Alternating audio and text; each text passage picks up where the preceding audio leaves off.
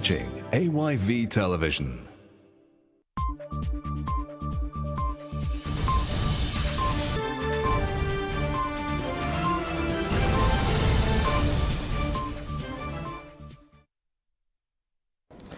Good evening, this is Primetime News on AYV Television, Channel 33 and Radio 101.6 FM. I am Tolomo Suma.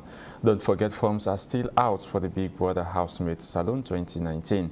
Visit any AYV or AfriCell offices across the country to secure a copy or get more information. But first off, let's start with the headlines. Minister of Finance Jacob Jusu Safa claims responsibility for errors in the 2019 budget. This budget, Mr. Speaker, honorable members, is not the budget that is written and read by the Minister of Finance. It's a budget together written by technical staff by the Minister of Finance. So we are all very conscious of the issue. So I take full responsibility for all errors here, and I take full responsibility for all the good things in this budget. Muslims in Sierra Leone celebrate Maulid Nabi. For reflect, and let we be honest, let we be diligent, let we make sure say we do things the way right, we provide a perfect example so that Pekin itself will learn. And Ministry of Information and Communication holds retreat with stakeholders in the ICT unit and mobile operators in the country. Everybody who is somebody in the sector is here. We are concerned about those things. Now for the full news with Solomon Suma. The Minister of Finance, Jacob Jusu Safa, has said he is responsible for all the errors made in the 2019 budget. He made this statement whilst responding to concerns and issues raised in the budget by members of Parliament during the debate. He also added that before the end of the year, all former ministers will be paid. Our parliamentary reporter Joseph Johnson has been following the debate. This is the final allotted day for the 2019 budget debate.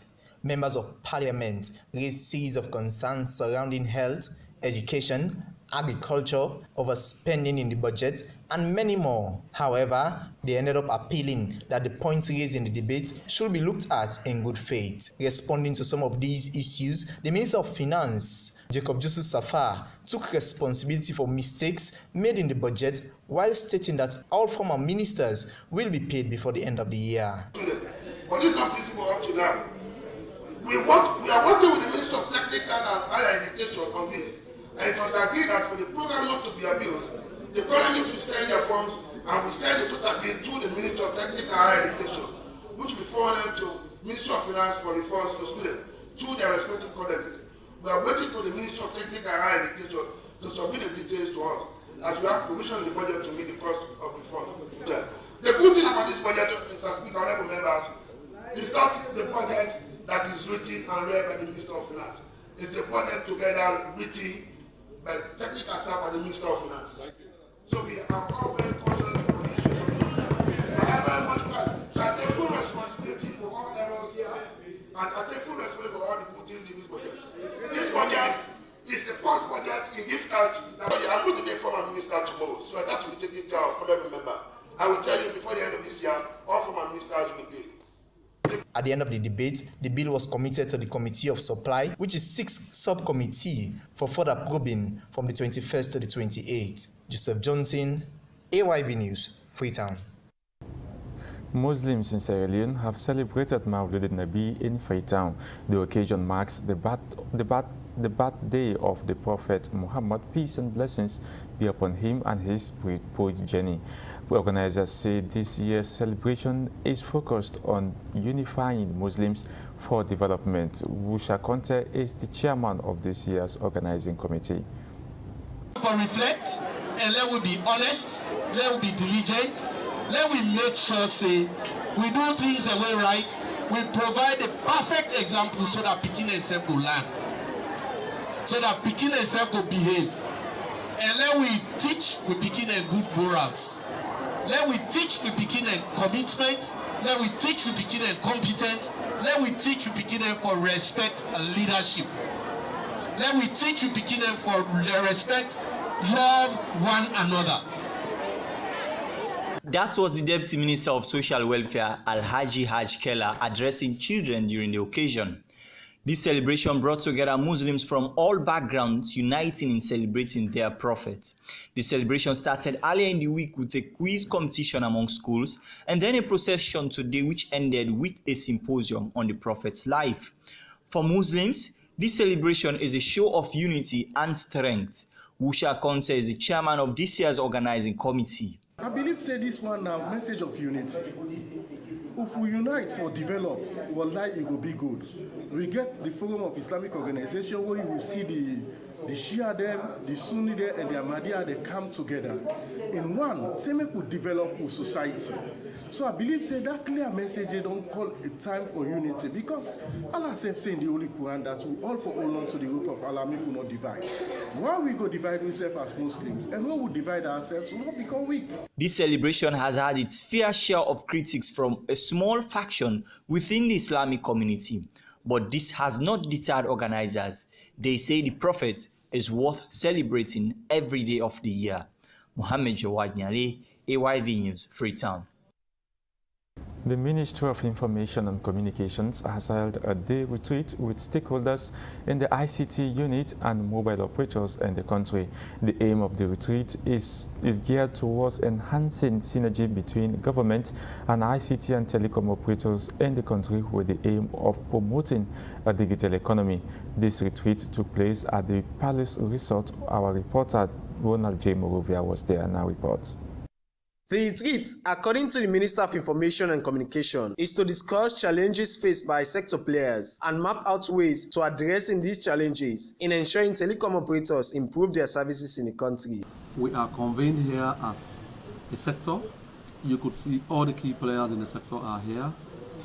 Africell, Orange, Seratel, QCell, which is yet to launch, but which is in its final stages of getting there. And internet service providers, everybody who is somebody in the sector is here. We are concerned about those things. And as part of our commitment in the new direction, we want to ensure that we improve the quality of service that end users enjoy. We want to be able to reduce prices. And over and above all, we want to strengthen the reach of broadband connectivity. That is, take it to unserved and underserved communities. But how important is such a retreat? Some of the sector players explain. We expect that an outcome of this retreat would be for us, that is the MNOs, the ISPs, the ministries and other stakeholders to understand each other and to understand the issues and problems we are facing in the industry so that together we can come up with a joint solution. This retreat is very important because it gives all the sector players to sit around the table and then discuss pertinent issues that's affecting the sector and how we can overcome these such issues. We've been working together with the telecoms operators and the internet service providers to see the expansion plan, how we can work together to reach unaccessed areas. The highlights of this retreat, according to the minister, is that there will be a joint communiqué by the ministry and sector players with a clear action plan to achieve what has been discussed. Ronald Morovia, AYV News, Freetown. According to a report by UNICEF, only 13% of Sierra Leone's population have access to improved sanitation services, which is translated to 910,000 people, leaving out 6 million plus people waiting in the queue to access improved toilet and sanitation services. WashNet has called on governments to take serious actions to address the situation, preventing disease outbreak. Joseph Johnson reports. Improved sanitation and hygiene are critical to the health of every child and every community. However, the alarming rate of 6 million people plus who lack access to proper toilet facility has led to the increase of open defecation, which might hamper the country from achieving Goal 6, the Sustainable Development Goals. The chairman for WashNet, Ansumana Soko, has called on government to take necessary actions. As you already know, Sierra Leone already has only 13% of citizens having access to improved sanitation services, which translates into the fact that about 6,090,000 Sierra Leoneans still wait in the access queue. It's a huge number out of 7 million. So this tells, imagine you subtract 910,000 Sierra Leoneans from 7 million people. So you're talking about 6 million and 90,000 Sierra Leoneans who still do not have access to these basic and improved services. But they have problems. The financing gap is still very wide with respect to how we get government, how we get people in charge of providing these services to deliver. He ended up pointing out other factors that serves as stumbling block in achieving improved sanitation in the country. We equally have problems around coordination. How do we get government to be able to work as one, working with 9 ministries, departments, and agencies in being able to effectively and sustainably deliver on these services? But we do have the opportunity, and one opportunity around that is the fact that the Sustainable Development Goals unite us, to a single goal by 2030. The theme for commemorating this year's Toilet Day is When Nature Calls, but this has to be done in a sound and safe environment. Joseph Johnson, AYV News, Freetown. In a bid to eradicate gender-based violence in schools, the Sierra Leone Teachers Union, with support from Education International Africa, has organized a trainers training workshop that is geared towards training school authorities on how to deal with short crimes. According to the president of the Sierra Leone Teachers Union, Mohamed Bangura, gender-based violence is becoming a worrying concern in schools. Ronald J. Morovia was part of the engagement and our reports. School-related gender-based violence affects millions of children, families, and communities. It involves acts or threats of sexual, physical, or psychological violence occurring in and around schools, perpetrated because of gender norms and stereotypes. Mohamed Saidu Bangura is the president of Sierra Leone Teachers Union. He speaks on the importance of the workshop. This is a new program which is being initiated by EI in collaboration with some of our partners to try to stop gender-based violence in schools. And this program is being implemented because in the school system, girls suffer. They suffer both from the boys and from the teachers. And some of these cases, they never come out into the open. And that is why girls sometimes they suffer secretly in the school system until they leave school. Some of them, because of that, they become dropout. Lucinjaya is the regional coordinator of Education International Africa. He speaks on the specifics of the training. Giving them an opportunity to share experience of best practices within the unions and within the school communities, where they can sit down and come up with the strategies to speak about SRGBV, to design actions and team actions that our whole school can be made a safe environment, so that when you go to a certain school, the child feels secure, the teacher feels secure, the people working within the school community are feeling secure. Girls are the ones that are mostly being affected by gender-based violence. This training will provide school authorities the knowledge and skills required in dealing with such crimes. Bonachimo Ovia, AYV News, Freetown. About 1,500 years ago, the holy prophet of Islam, Muhammad, peace and blessings be upon him, was born in the Arabian Peninsula.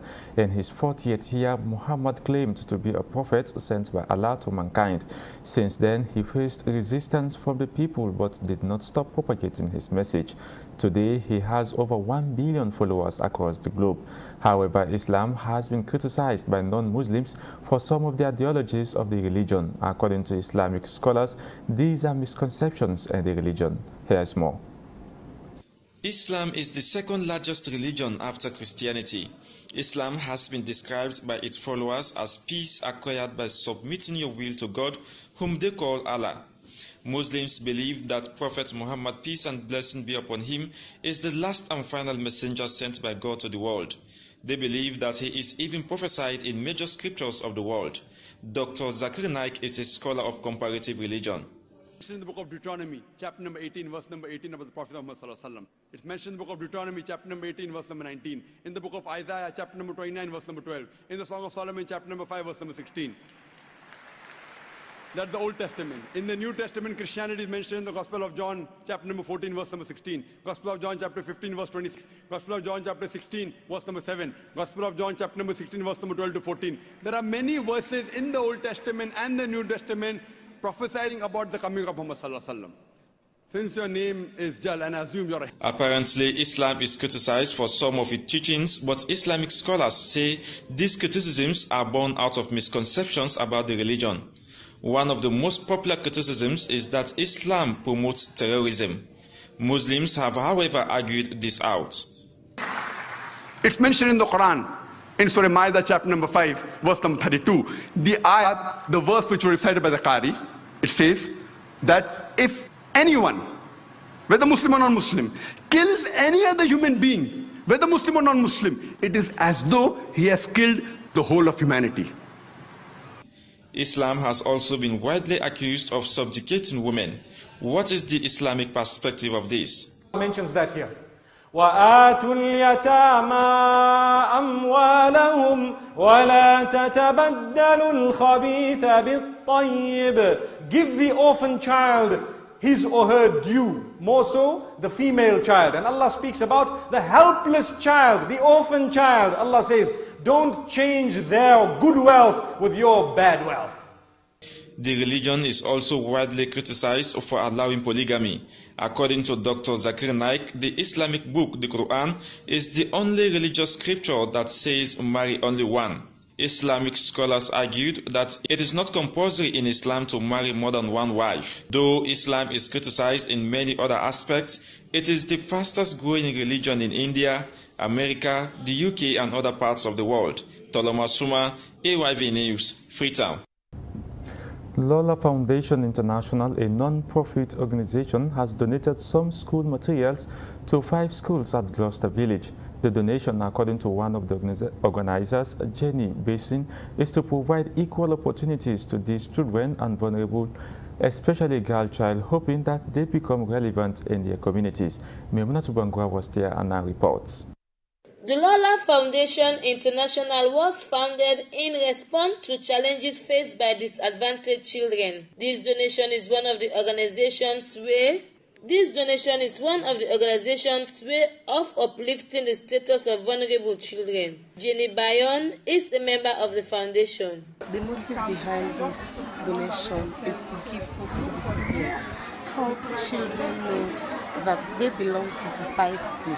Society is given to them so that they can know where they belong, where they really belong in this country. The woman that is pioneering this vision has a dream, and this dream is what we are trying to make come to reality. We are trying to help her see her dream come true. So she's not here, she's out in the States, but we are helping her reach every part of her dream in society. She's giving back to society what society gave to her a long time ago. We are donating books, pencils, pens, bags to some of those who we really think need them. Ahmadiyya Primary School, Church of Christ, Baptist Primary School, Al-Isti Primary School, and Greater Refuge Academy are the schools that benefited from this donation. Marie Bangura is a teacher at one of the schools. Really happy for this gesture of donation. To be honest, it's not really easy, or not everybody that have this kind of attitude or mind for you to sit down and think that I have less privileged people here, let me come and help them. So for Ms. Lola, I want to say a big thank you to her. There are many, if you can see, this is just a cross-section from all the different schools. We have them particularly from this our side, Gloucester, Leicester region. We have a lot and lot of less privilege. But for us who are fortunate today, we want to say we feel honored, we are proud, and we appreciate. Every child deserves a safe, healthy, and conducive environment with unhindered access to education in order to enhance their well-being. Memuna Tubangura, AYV News, Freetown. Police have confiscated about half a kilo of marijuana in the residence of Francis Tanga, popularly known as Kao, residing at 4th Street, Angola community in the central part of Freetown. According to residents of Angola community, Francis has been a constant nuisance in the community and his actions has caused residents to be worried. Desmond Silla has more. According to the residents of Angola community, Francis Tanga has been selling illegal drugs to youth in the community for quite some time now. They added that they have cautioned him on several occasions, but he refused to stop his illegal activities. The culprit, Francis Tanga, ran away before the police could apprehend him. We get one man named Francis Tanga. This Francis Tanga ain't be the leader. He say in our drugs only they sell. He say I'm not on the force. He say all the area they will sign on the in our drugs they sell, and no government no they. Now the world besides Sierra Leone, who they able to stop and for sell drugs. They say in our SLP supporter and in our SLP don't get the right for sell drugs in the community. And no. So with the woman there, with the man there, we say not so drugs. And yeah, we don't want no drugs now, no jamba, no rum. We don't want because why make. Go future leader, they will get to begin the soon. When they come up, so we don't want none of them in there.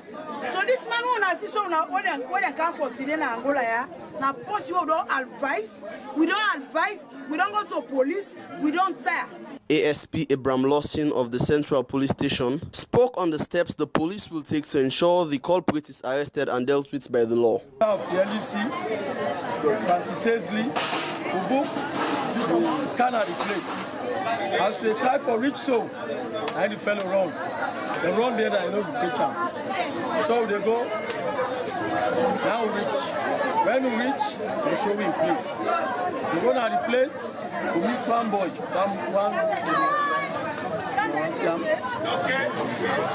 we meet one boy where catch red-handed in the room. So inside the room, we therefore see some boku paper they own. I don't see this also. They will catch some jamba and everything. So the police have been trying to put measures in place so that they could tackle the use of illegal drugs and weapons among youth in Sierra Leone. Desmond Silla, AYV News, Freetown. The former chairman and information commissioner of the Rights to Access Information, Eunice Cisse, has handed over office to the newly appointed chair, Dr. Ibrahim Siaga Shaw. In his statement, the new chairman listed some of his priorities that he hopes to execute in his new office, citing that as an expert in information and communications, he wants to see things change for good. The handing over ceremony was done at the Rights to Access Information Commission's office in Freetown. Ransford Lubimesiga was there now reports. In his handing over notes, former chairman Eunice Cisse paid tribute to the past government for their foresight in establishing the commission and expressed confidence in the new chairman to provide necessary leadership skills. I wish to take this opportunity to pay tribute to the outgoing government of former President Ernest Bai Koroma for its foresight, commitment and determination in establishing the Right to Access Information Commission. I'm confident that the new Chairman Information Commission will provide the necessary leadership to enable the innovation-oriented current government of President Madabiu fully exploit the huge potentials of open data to lay a solid foundation for socio-economic development in Sierra Leone. Dr. Ibrahim Siaga Shaw, in his statement, congratulated the outgone commissioner for his commitment to duty, citing instances, and disclosed some of his priorities he will be working on to ensure he changes the image of Right to Access Information Commission. Mr. Chairman, I really appreciate the efforts that you put into putting the report together and for coming. Also, to organize this on the river. And that has happened since the inception of the commission in 2014 to date. And so I'm really happy, very excited to pick up from where he has left. I'm going to learn a lot from him. Of course, I've told him that I will be contacting him from time to time. I realize that there are two key areas actually. Some of them already have been kind of echoed. The promotion of transparency accountability and good governance. I mean, this is very central to what the Commission actually stands for. The ceremony climaxed the handing over of notes from the outgoing to the incoming commissioner. Ransford Lubimetska, AYV News in Freetown. It could be recalled that the impasse in the Seredun Commercial Bike Riders Union led to internal unrest within the union. As a way to salvage this, the union successfully conducted executive elections right across the country and has presented the new executive to the entire membership of the bike riders across the country. Sheikh Mohammed Silla has more on the story. Over the month, there was an infighting in the Bike Riders Union. This fight almost led to the division of the union. The past executive served for almost 7 years. As per constitution of the union, every executive should serve for 5 years before another election is to be conducted. The newly elected president, Umar Taliba, speaks more. What I feel say them for joining because they don't see the way forward. So themselves can they hand over themselves and tell me say we not be the CFA, we don't see the right person, and then they can declare. So that happened yesterday. So as you say, I will call all the other regions, let themselves can as soon as they see themselves talk up for themselves, then see that the right way, like that fight them in the fight, so themselves don't can and we self don't embrace it like brothers. And like the message I get for the bike riders, I want to with the maintain. And it means that they do good things for the nation, but for do something we go make the admire we as we don't do that good, let not call the good thing by mouth and behaviors. So because we know that the right thing they do and they render better service. But for the nation, I tell them like with the executive, some can say we not control about them, but let them know again on that thing. The about them we the control not to be on them. So then for the command you small, they will oppose you small. Several executives from the union commit themselves to the new executive. And the executive, we in the East District, along with the regions, want to assure you that we are fully committed and we are here to recognize your leadership. Truth there. The first one in the first. All the search for the truth. Some of we in people say, we shall be there at any truth day. Blind day will be there. But we don't come. Yellow open, we don't see say, and the truth will not come. Area and national to be specific that we are all one. Sheikh Mohammed, AYV News, Freetown. This is Primetime News on AYV Television, Channel 33 and Radio 101.6 FM. Stay with us, we will bring you news from the provinces and the continent after this break.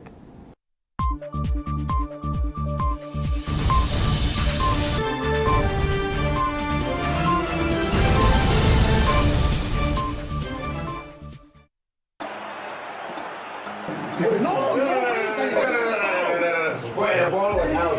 Boy, the ball was out. The ball was out, boy.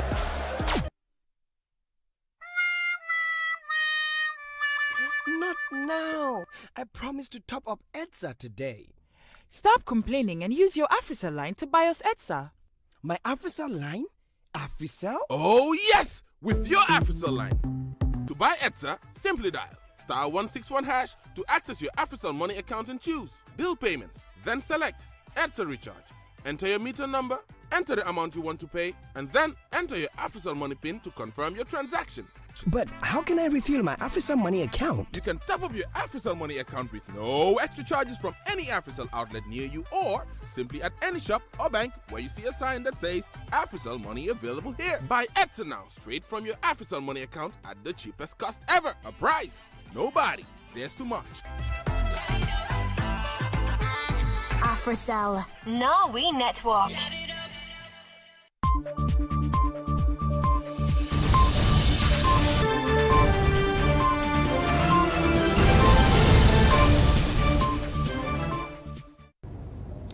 Welcome back. This is Primetime News. I am Tolomo Suma. Let's join our team in Makeni for some news in the provinces.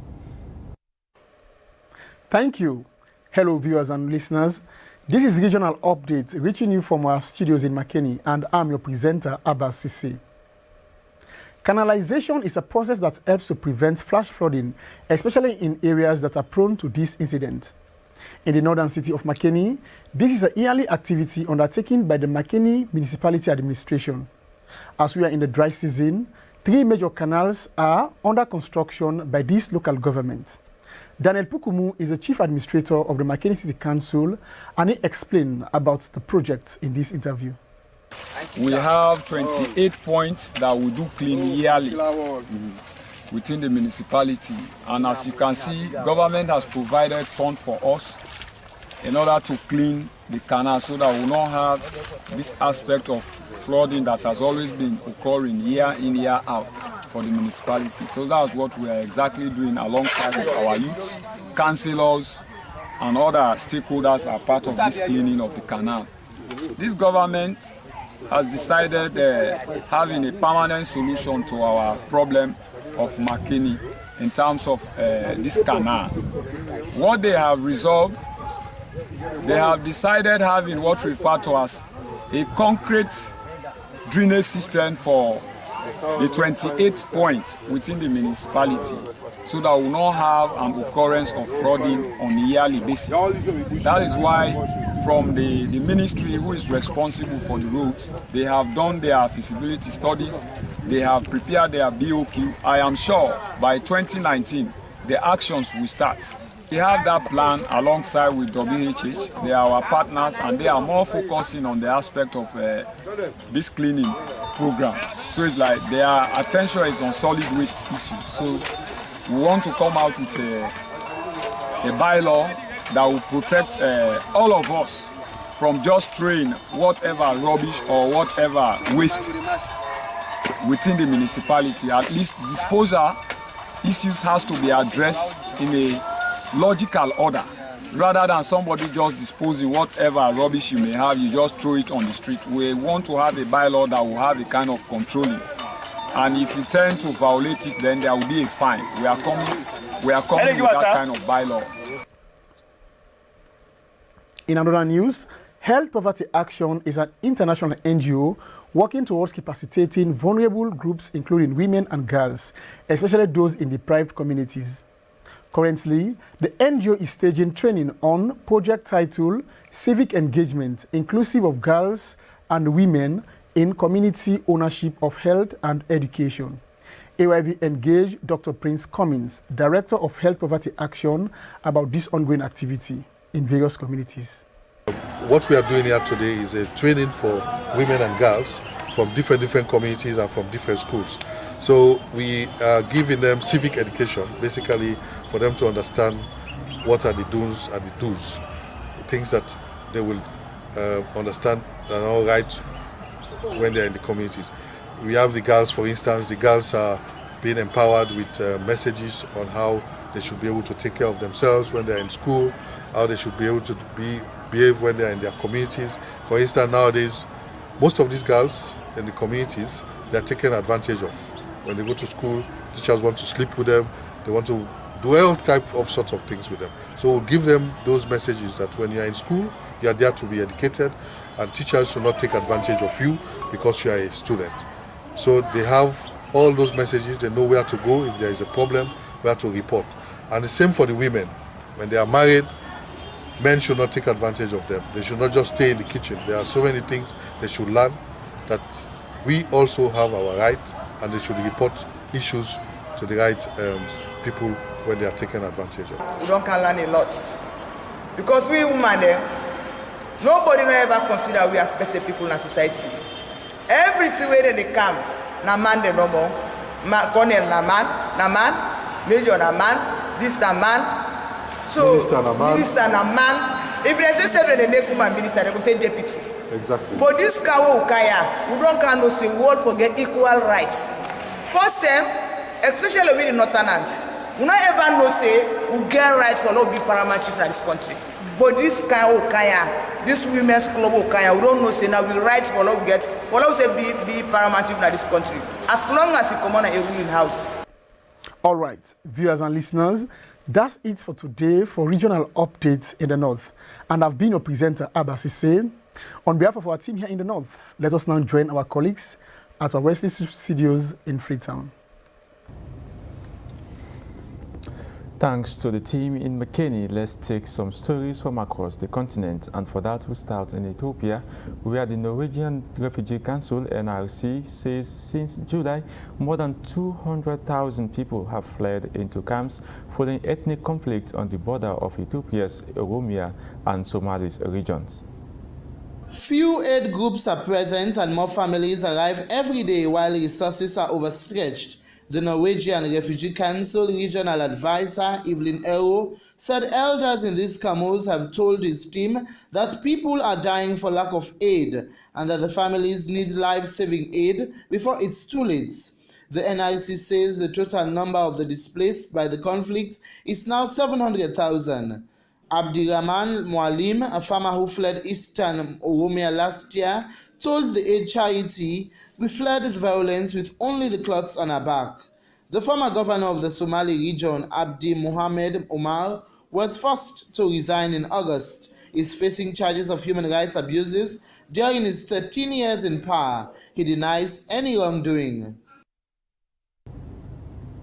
Nigeria's main opposition leader, Atiku Abubakar, has vowed to get the country working again by reviving its economy as he launched his 2019 presidential elections campaign. In a Facebook Live address on Monday, the former vice president promised to create millions of jobs to tackle rising inequality and insecurity in Africa's top oil-producing country. Incumbent President Muhammadu Buhari has promised to step up the fight against corruption as he bids for a second term. Corruption is an existential threat to Nigeria. Despite the gains we made in closing the gaps, we know that there is still much ground to cover to stop the systemic corruption, Buhari said on Sunday in the capital, Abuja. New investors in telecommunications in Uganda will have to rent capacity from existing fiber optic cables rather than lay their own to avoid duplication and try to lower internet costs in the country, says the CEO of the industry regulator, Uganda Telecommunications Commission. He said that an exemption would be given to firms that invest in sparsely populated areas, as this would help increase internet access. Uganda has about 12,000 kilometers of fiber optic cable laid, according to the government. The largest telecoms operator, MTN Uganda, has a cable network that lies alongside those of Bharti Airtel and US technology giants Google and Facebook. The government also operates a national broadband internet cable network. There are about 24 million mobile phone subscribers in Uganda and an estimated 17 million internet users, according to the UCC. Kyle Spencer, Executive Director of Uganda Internet Exchange Point, a non-profit organization, told Reuters that the new policy stance was retrogressive and would create monopolies. That's all we have for news from around the continent. Let's now join our team in London for more international news. Thank you, Frita, and I'm Alpha Jallo with the major international news live from our studio in London.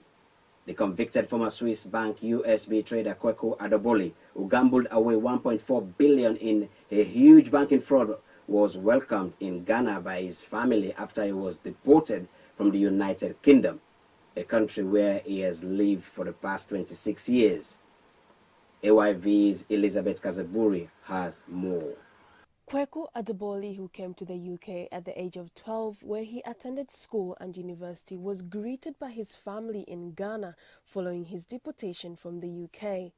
After being found guilty of fraud that cost UBS £1.8 billion, he was sentenced to 7 years behind bars in 2012, but was released after serving half his sentence. Speaking to the media in Ghana, Adeboli, 38, thanked his family, friends and supporters and vowed to continue his campaign from Ghana to be allowed to live in the UK. They, take off your seatbelt, get out the plane, and then remember, at this point, there's 5 guards that are escorting you. 5 people are going to escort you halfway around the world. So one of them, it's very, very physical. These are big people. One of them grabs one arm like this. The other one grabs the other hand. And one comes from behind, puts his hand just in the small of your back. they squeeze into you, then they march you up the back steps. So everyone has entered the front of the plane through the gangway. I get marched up very, very fast up the back of the plane into the back of the plane, and then the 2 back rows in the center are for us.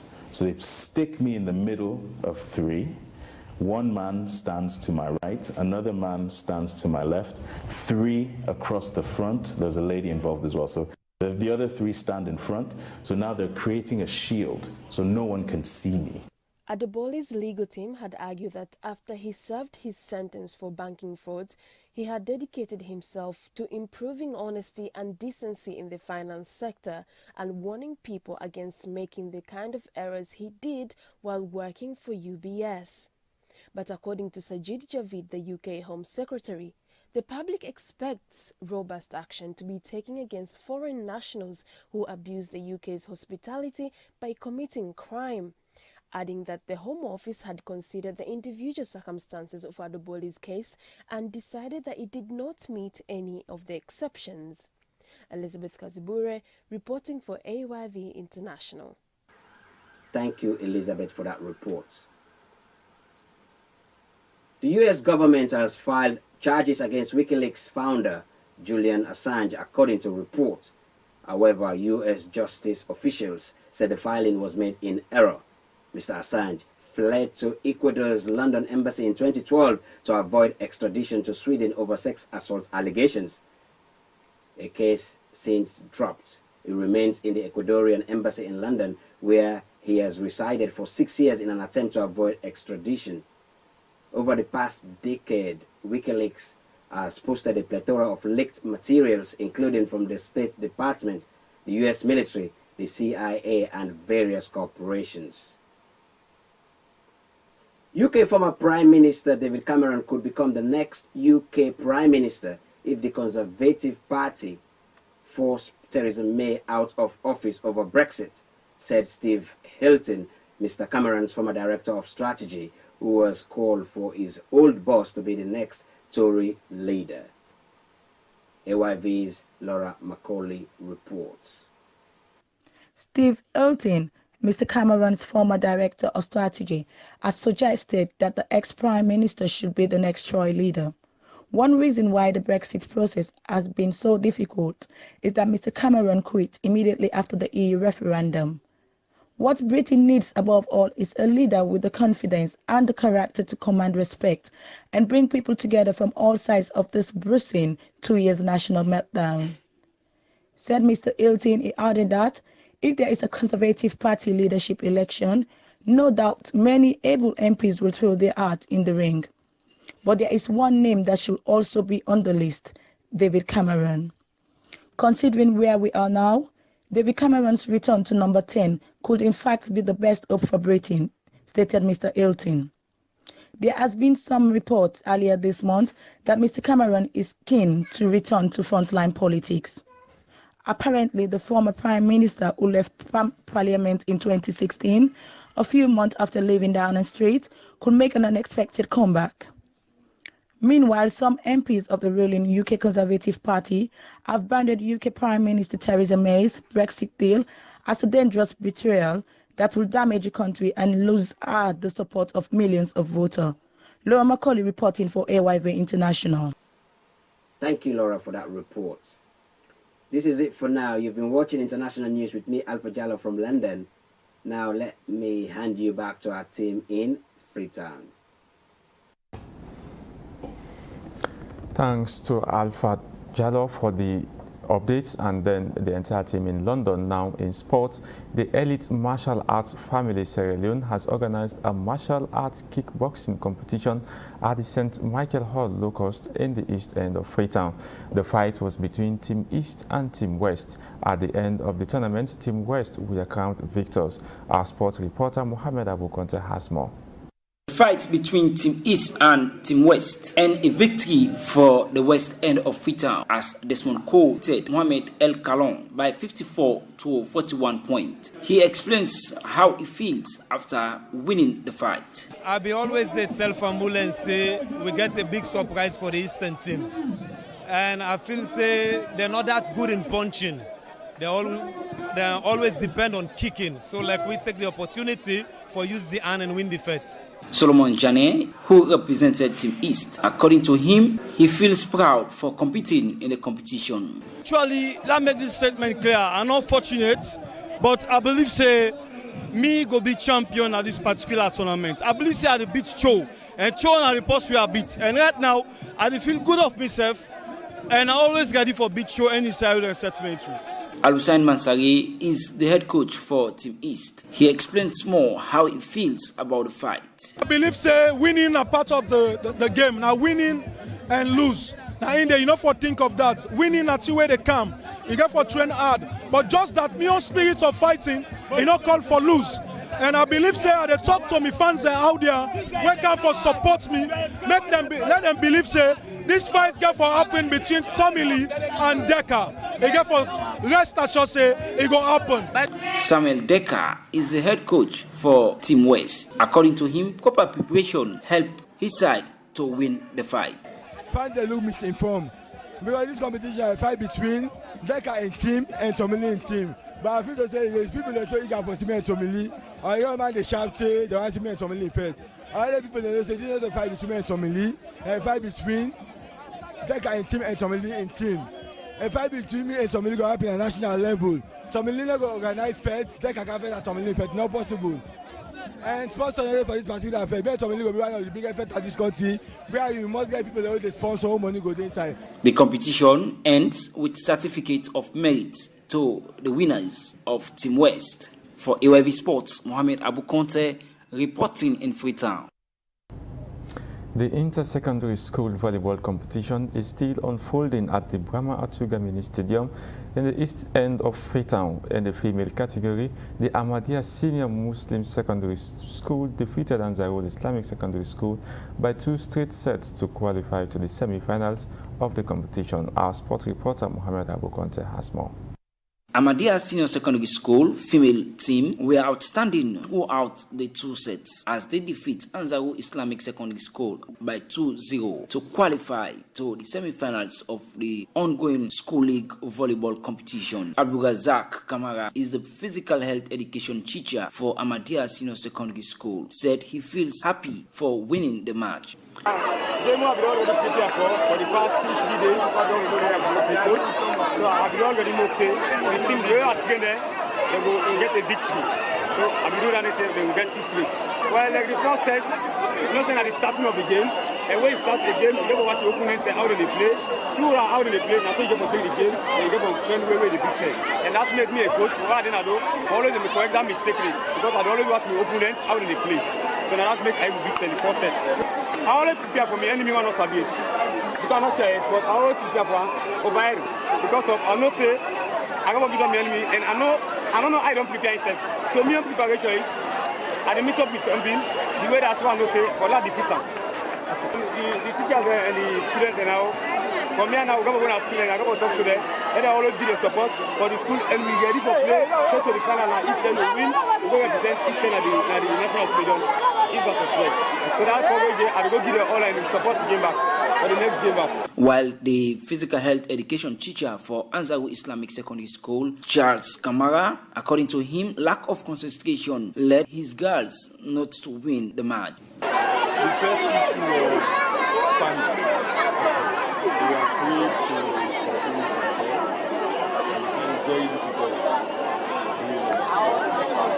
We tried to call timeouts 3 times for them to pick up, but unfortunately they were unable to produce themselves to fight back for the game. For Ayv'S Sports, Mohamed Abu Conte reporting in Freetown. The Bombali District Volleyball team has concluded a 3-day inter-district volleyball competition at the Pastoral Center in Makeni. Bow and Kono were among the districts that took part in the competition, as well as the 4th Infantry Brigade. Idrissa Jerry reports from Makeni.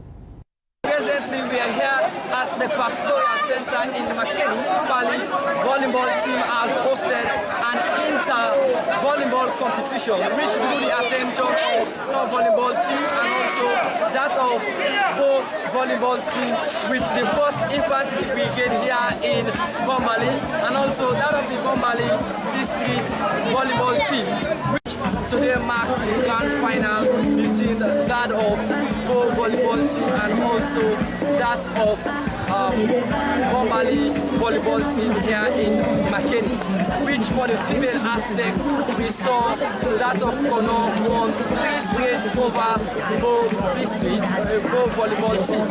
But it has happened here for the male side, which the match unfortunately ended in a riot, which as a result of an inciting statement from one of the players from both districts, which orchestrated the fight that makes the match not to complete. Call on all the participating teams, 12 persons from Cologne, which is not a good image, the district team, is to be promoted here in the Bombali district team. A situation beyond the control.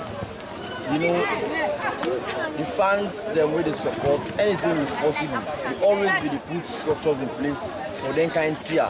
But before we play, we always be admonished and say, this now a peace tournament. Now oneness we want for team. So, this notion we can get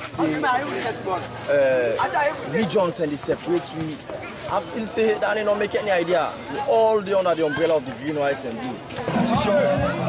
It starts fine, but it don't end fine. Because the organizer, the neighbor organizer, don't get security, they interfere, they allow the spectators for interfere for the game. So at the end of the day, they don't fine, they're not the passports. The sportsmanship, we try to make a family, volleyball is a family game. But if that's all we have in sports, but how is the weather going to look like tomorrow? Let's now take our weather forecast brought to you courtesy of Ayv'S.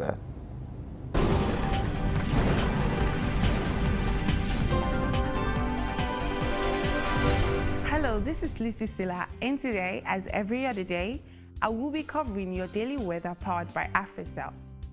Now, let's take a look at Salu's weather for tonight.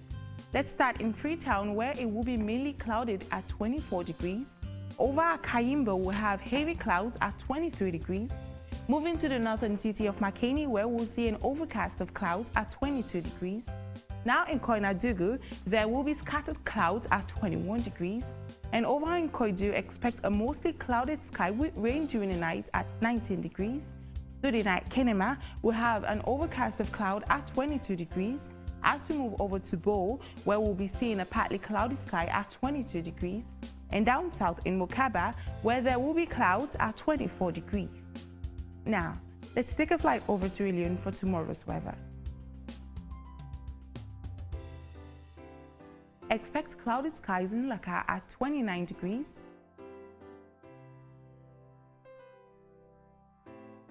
Over in Lungitown, it will have a cloudy day at 29 degrees.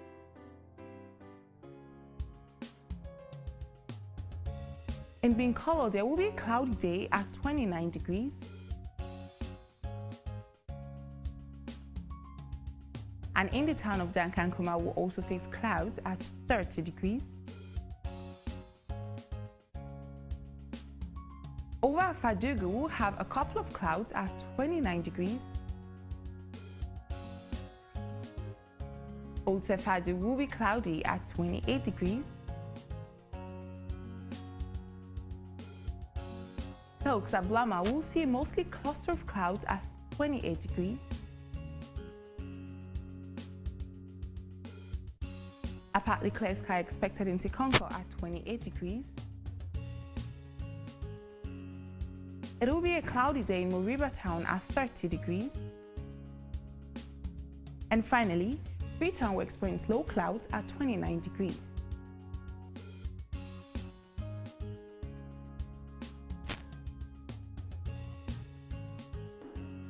Checking out the winds for tomorrow. Winds will be moving southwest at 9 km per hour. Humidity is at 85%. Sea state is moderate. And sea temperature is at 22 degrees. Let's take a look at our 4 days forecast. Wednesday, we experience heavy clouds during the day with same at night at a high of 30 degrees and a low of 24 degrees. Thursday, we'll have clouds during the day with similar weather at night at a high of 30 degrees and a low of 24 degrees. Friday will also have a partly clear sky in today and cloudy at night at a high of 30 degrees and a low of 25 degrees. Saturday will have a cloudy skies in the morning with more of the same at night at a high of 30 degrees and a low of 24 degrees. Now that is all I have for you today on the Daily Weather powered by AfriCell. Meet us tomorrow same time on Channel 33 AYV TV. I'm Lucy Silla signing off. God bless.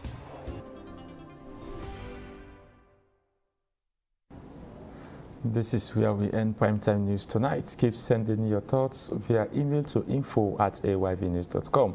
You can also connect with us online at www.ayvnews.com or download the AYV mobile app from your app store.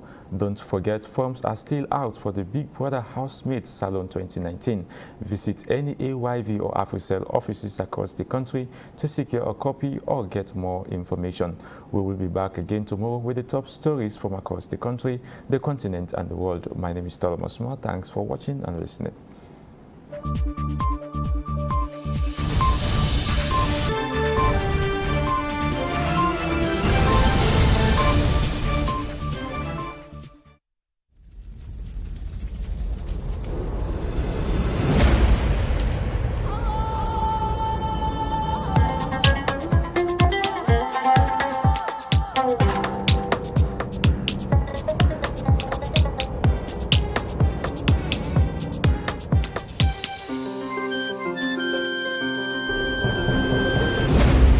You're watching AYV Television.